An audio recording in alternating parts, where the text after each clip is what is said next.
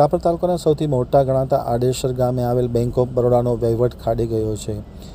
અરજદારો પોતાના કામ માટે દૂર દૂર ગામડામાંથી આવીને બેંકમાં કતારબંધ લાઇનમાં ઊભા હોય છે, પરંતુ બેંક સમયસર ખુલતી ન હોવાના કારણે ગ્રાહકો પરેશાન થાય છે અને પરત ઘરે ફરવામાં સાંજ પડી જતી હોય છે.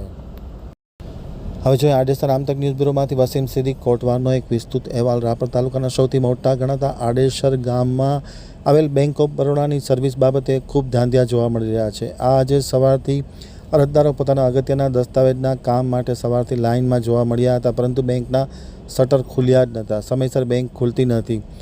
10:30 વાગી ગયા હોય છતાં બેંકના શટર ખુલતા ન હોવાના કારણે અરજદારો પરેશાન થઈ જાય છે.